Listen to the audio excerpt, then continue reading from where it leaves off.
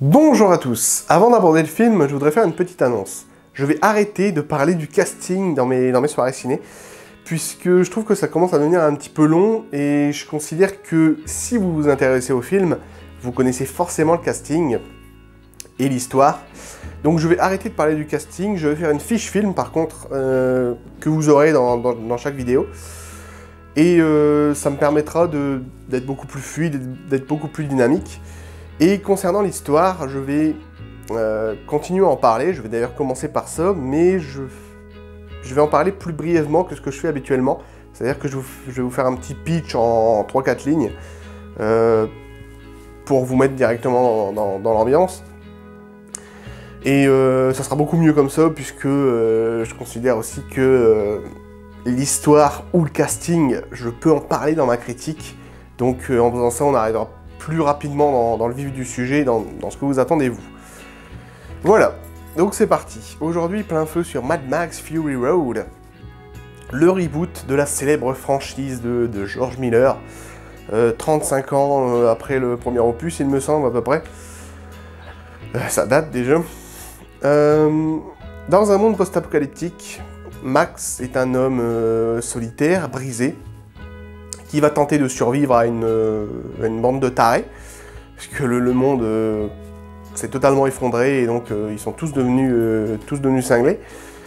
Et il va faire équipe avec une bande de jeunes femmes, et ils vont se faire traquer en fait par le grand méchant du film, Immortan Joe, le chef d'une grande secte de cinglés. Et ils vont se faire traquer par lui parce qu'ils lui ont volé en fait un bien extrêmement précieux.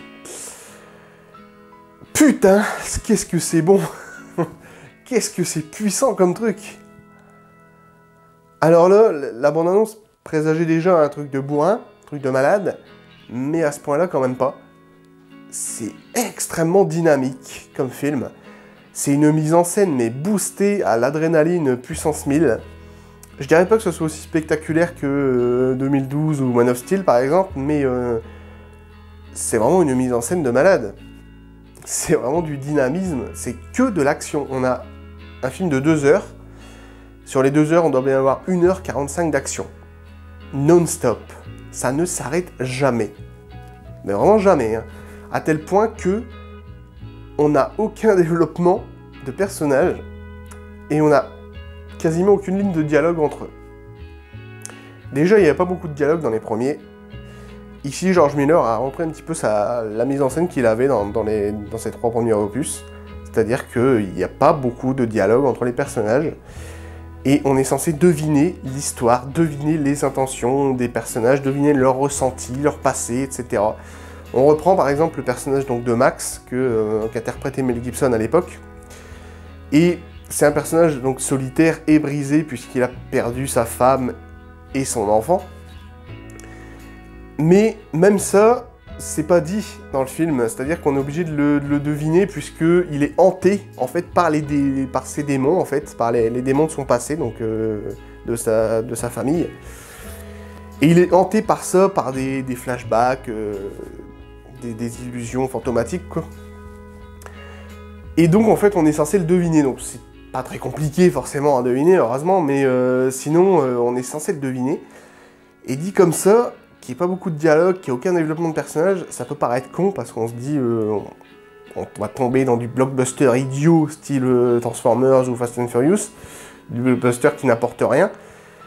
Et oui, ça n'apporte pas grand chose effectivement, mais ce que je veux dire c'est que c'est pas un défaut en soi, qu'on a très peu de dialogue entre les personnages, qu'on n'a pas de développement sur eux.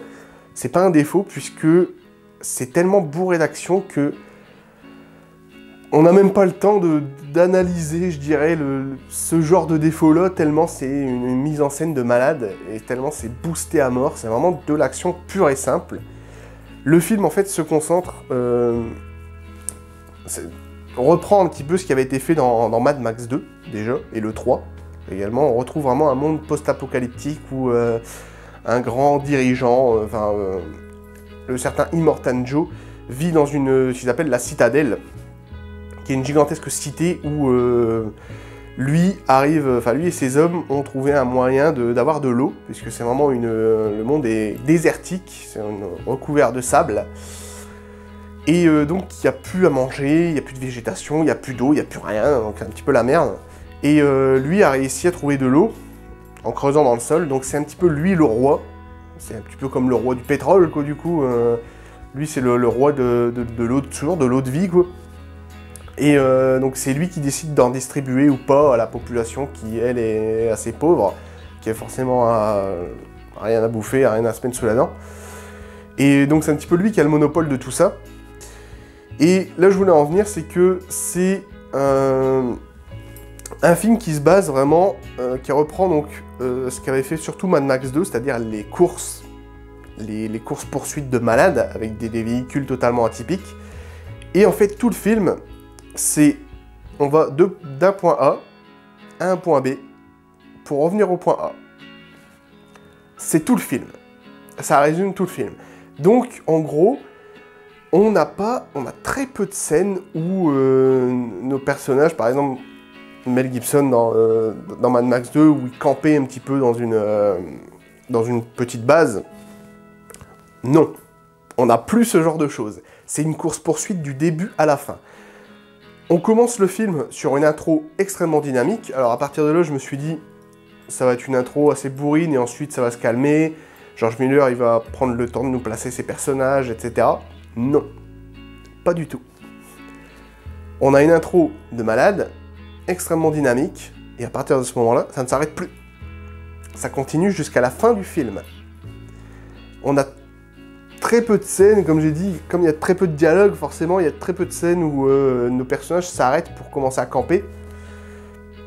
On n'a pas beaucoup ce genre de choses, c'est vraiment de la route, enfin du désert, des étendues de sable.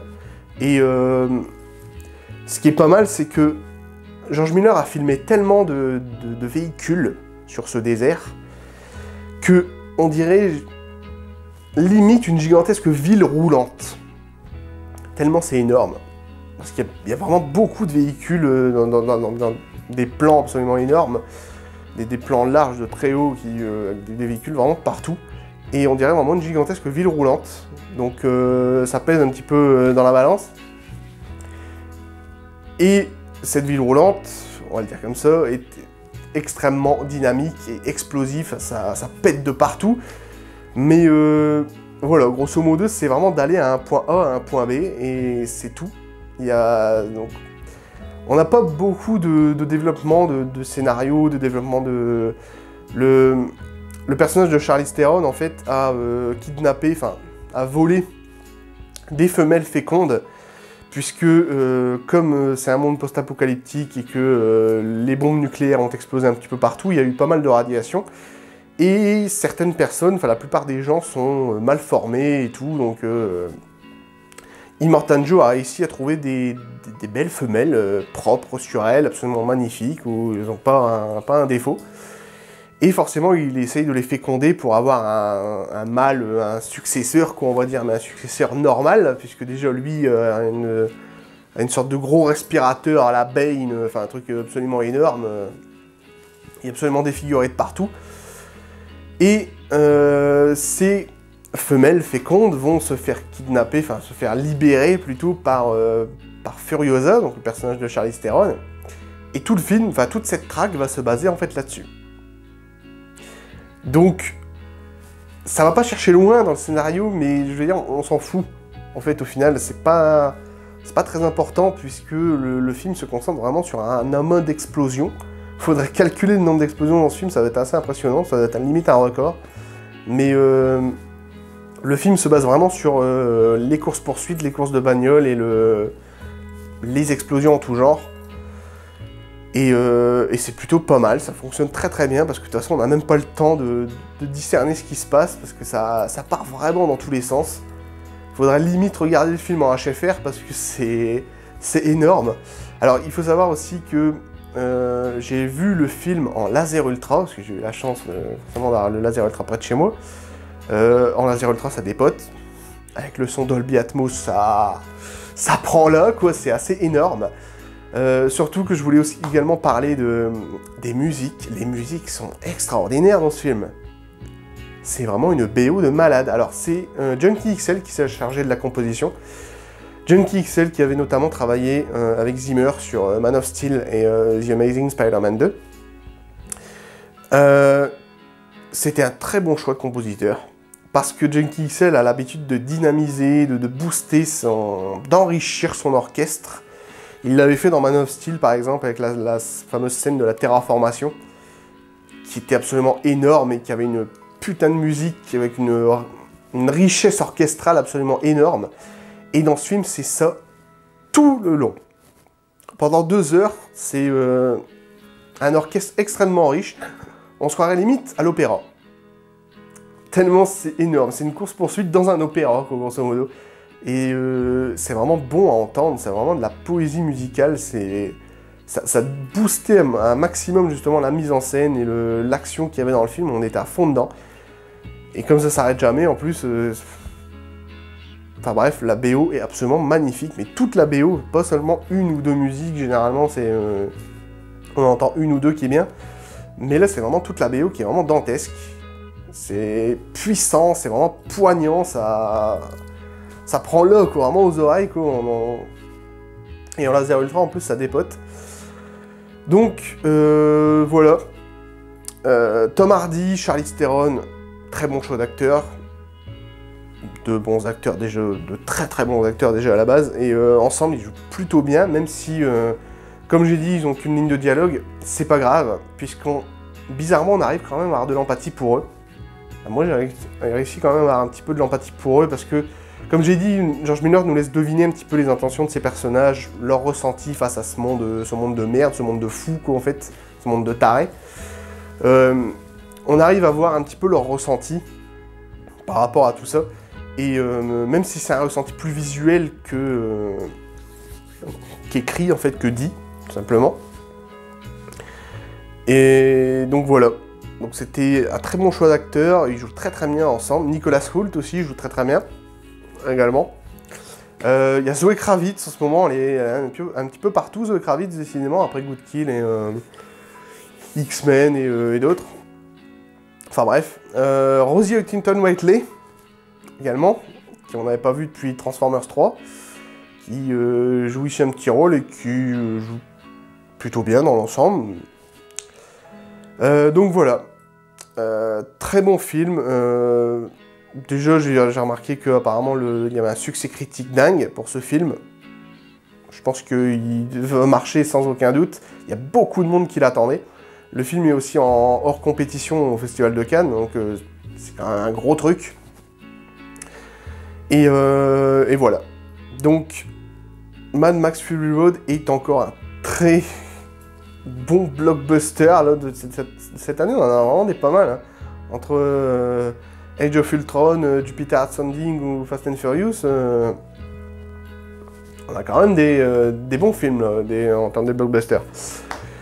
Donc voilà, dynamique et vraiment puissant, avec un orchestre de malades, des bons acteurs, il y a beaucoup de détails aussi. Je ne vais pas trop en parler parce que je préfère vous laisser savourer ce genre de petites choses, mais il y a beaucoup de détails, des petits trucs qui enrichissent un petit peu l'univers, le monde dans lequel on est, qui est vraiment un monde assez atypique et un monde de cinglés, et qui est plutôt pas mal. Donc voilà, Mad Max Fury Road, il faut courir le voir parce que c'était absolument magnifique en tout point. Voilà, très bon film. C'est 2 heures d'action non-stop, mais ça en jette beaucoup. Voilà, n'oubliez pas que le cinéma est un art et qu'il se traite avec intellect et émotion. Ciao!